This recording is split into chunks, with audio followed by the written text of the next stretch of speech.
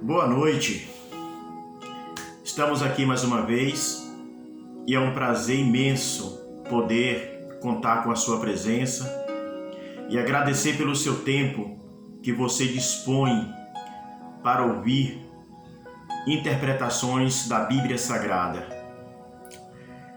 Tenho uma pergunta para lhe fazer nesta noite. Você já ouviu falar em Sangar Ben Anat? Já ouviu falar?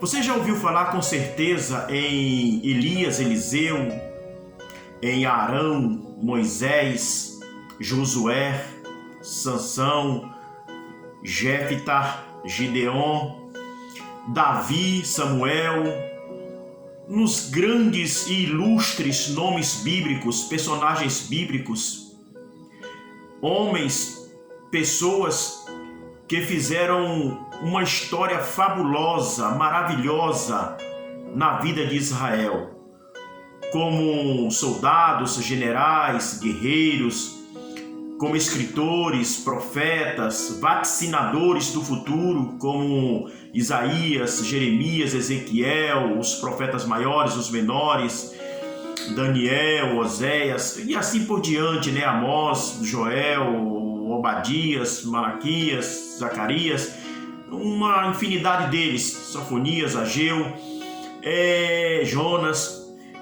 Mas eu lhe pergunto, eu estou me referindo só à parte do Antigo Testamento, sem citar o Novo Testamento, só personagens do Antigo. Você já ouviu falar, já ouviu mensagens, já ligou a televisão e ouviu alguém falar, ou foi a uma igreja e ouviu uma mensagem sobre Sangar Ben Anat?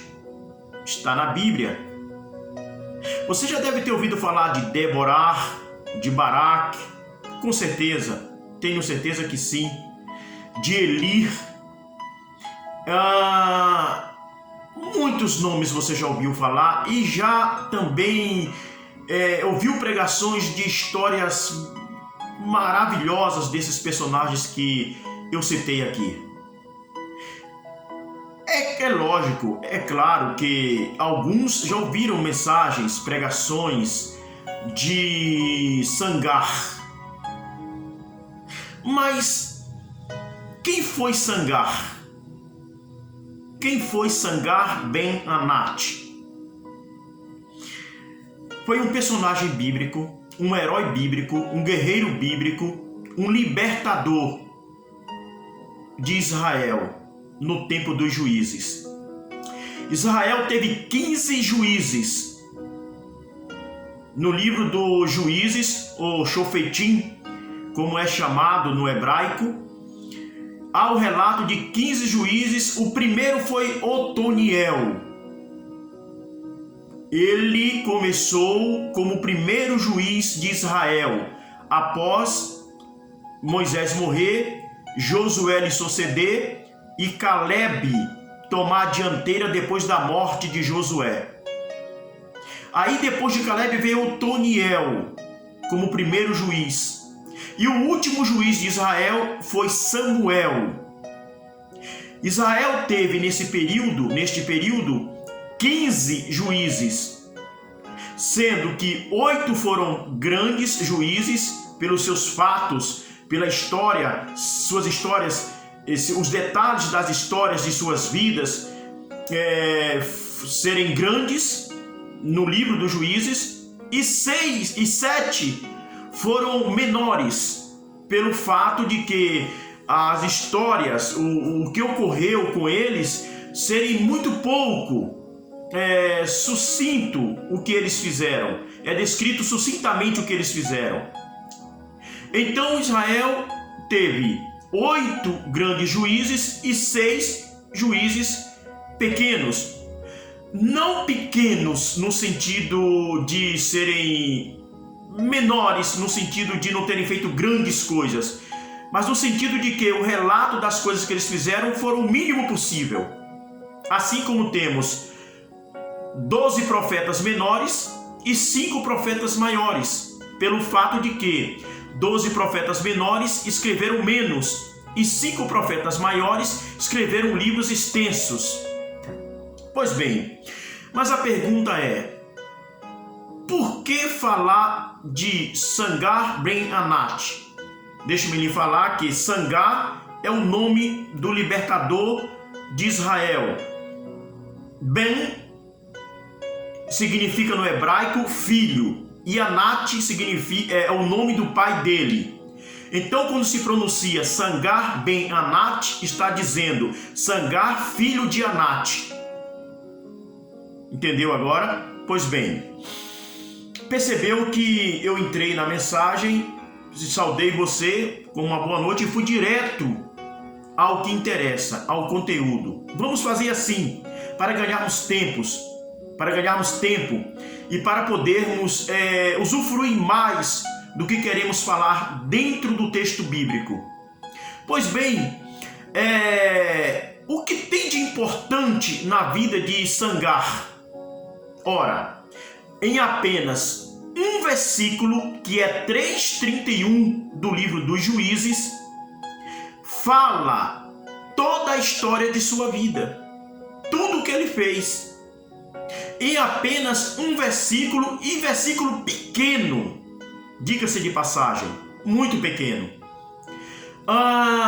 Depois vem Débora, no capítulo 5 do livro dos Juízes, e ela faz pronúncia, ela menciona o nome de Sangar.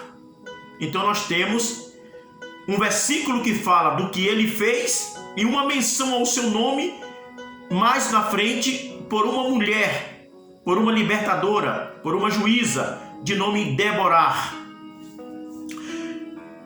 O que é que podemos aprender com a vida de Sangar? O que tem de importante o que ele fez para nós? Como que Deus usou este homem num tempo de necessidade extrema da sua nação, da nação eleita?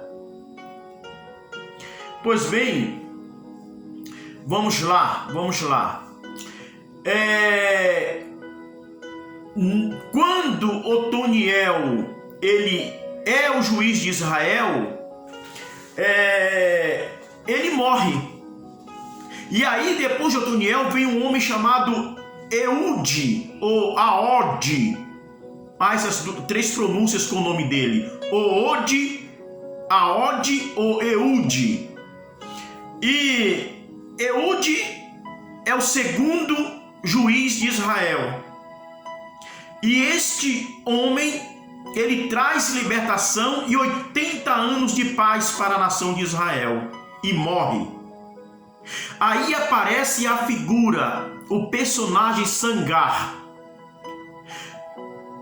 É incrível que Sangar é mencionado como juiz pequeno, e o que ele faz não diz que ele reinou como juiz, não diz que ele ficou em Israel comandando, levando a libertação como juiz. Fala só que ele operou uma salvação em Israel, e isso foi muito importante.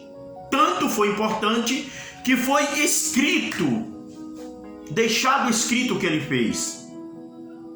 Há uma questão entre os teólogos muito grande a respeito de Sangar. Primeiro, não se tem certeza se de fato ele era judeu, hebreu. Não se tem de fato certeza. Segundo, muitos teólogos dizem que ele era gentil. Terceiro, é estranho e bem provável também que o próprio Deus tenha usado um gentil para trazer libertação para o seu povo. Ao mesmo tempo, como não temos certeza se ele era gentil, ficamos com a ideia e a interpretação de que ele realmente era um judeu, um hebreu. Bom, lá em 3:31 de Juízes está dizendo assim: depois deste deste quem? Eude, apareceu Sangar, filho de Anate, o qual com uma aguilhada de bois, ou um ferrão de tocar bois, ou uma vara de ferir bois, matou a 600 filisteus, e ele também livrou a Israel.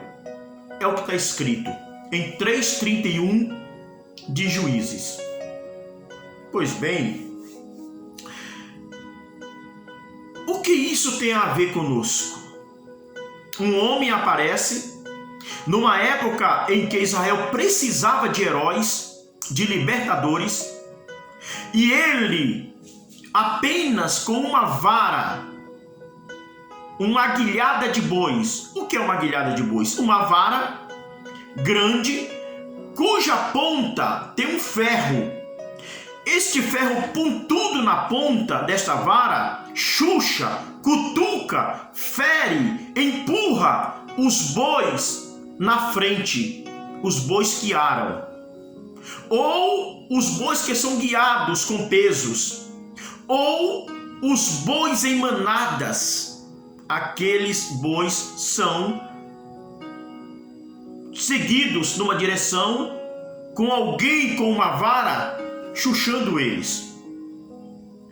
Esta aguilhada de boi, ou vara de tocar bois, foi usada por este homem chamado Sangar para matar 600 filisteus. Quem eram os filisteus?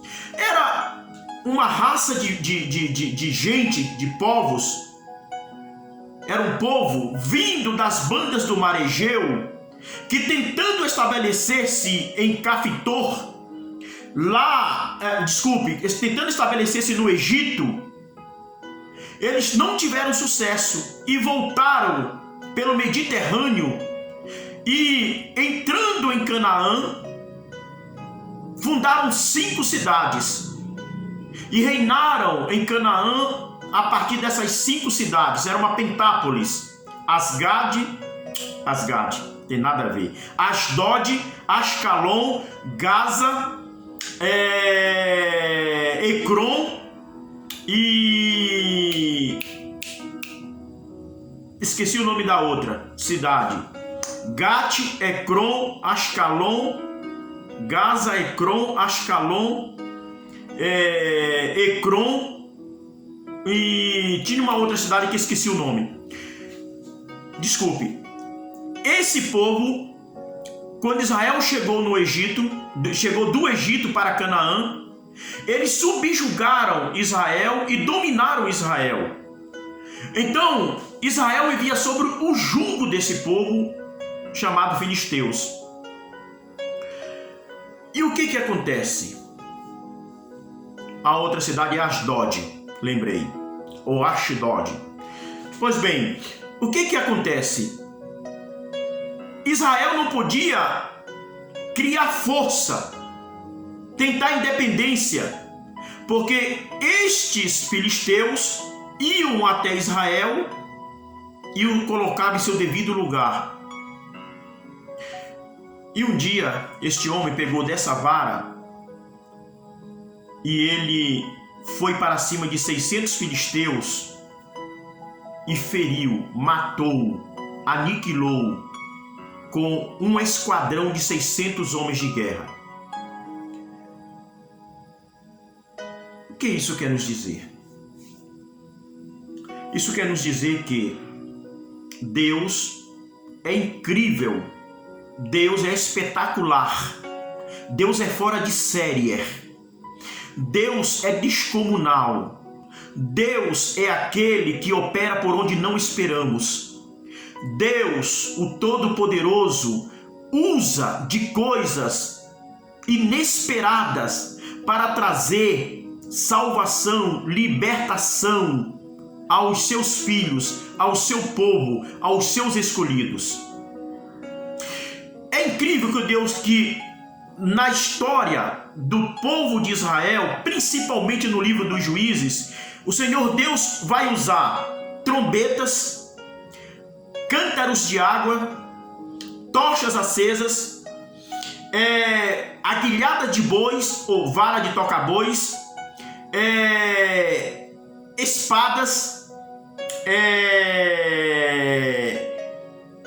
estacas,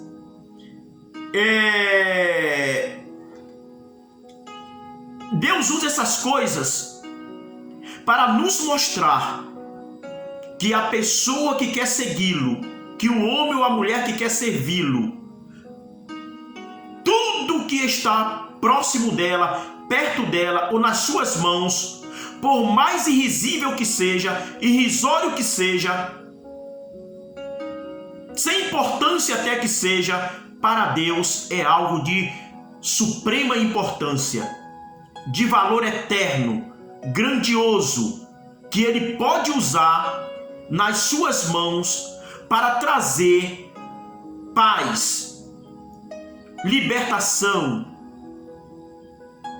ânimo, esperança para quem está precisando. Entenderam? Então, o que é que acontece? Deus usa essas coisas. Deus usa pedras, cântaros, potes, aguilhada de boi, tochas, espadas, varas, até estaca de tendas. Estaca, que para você fincar no chão as cordas para largar uma tenda, o Senhor Deus usa. Este homem só tinha uma vara. Era um fazendeiro. Era um ruralista. Ele trabalhava com bois. Ele arava terras. Ele semeava. Provavelmente, esta vara, esta aguilhada de bois, alguns teólogos dizem que foi uma herança de seu pai, que quando partiu para o outro mundo lhe deu, para que continuasse a cuidar dos bois com aquela vara. Outros teólogos dizem que esta vara ele fez apenas para poder ajudá-lo no cultivo da terra com os bois. E no entanto, tal vara, tal aguilhada veio a servir nas suas mãos para matar 600 inimigos do povo que escravizava Israel. E ele trouxe libertação num tempo muito difícil. Quero dizer para você que tem coisas em sua vida, em suas mãos, perto de você, na sua casa, que talvez você olhe para elas e ache uma coisa sem importância, sem muita utilidade, ou apenas para uma utilidade específica. Só serve para isto aqui, só serve para fazer algo definido, que você já definiu que aquilo serviria para aquilo. No entanto, esta coisa que você tem, o Senhor Deus pode usá-la nas suas mãos, juntamente com você, para operar uma grande obra. Pode ser um violão velho, uma guitarra usada, com cordas bem suadas. Olha, vamos para o Novo Testamento e vemos uma moça chamada Dorcas. E ela, tudo que ela fazia era costurar, só costurar. E lá diz que a sua profissão, o que ela fazia, que era de muita utilidade para o povo daquele tempo, para os cristãos e também não cristãos.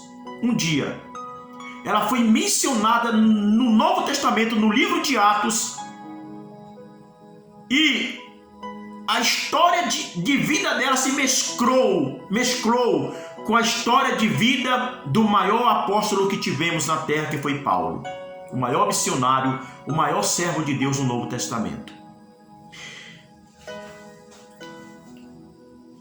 Eu quero dizer para você que Deus, o Senhor Deus, o nosso Criador, é todo poderoso. Ele é grandíssimo.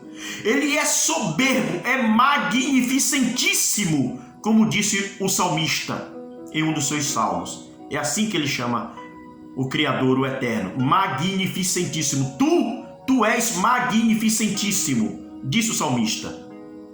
Esse Deus abrangente, esse Deus que tudo abarca, esse Deus que é sem igual, que opera imensamente tudo, gosta de usar coisas que às vezes não damos valor ou que às vezes relegamos a um único plano. Esse Deus tem um padrão, o costume de usar coisas incríveis e pequenas na mão daqueles que querem lhe servir. É incrível. Mas ele que podia fazer tudo no estalar de dedos, prefere ser assim. Prefere ser assim. Prefere usar pães e peixes.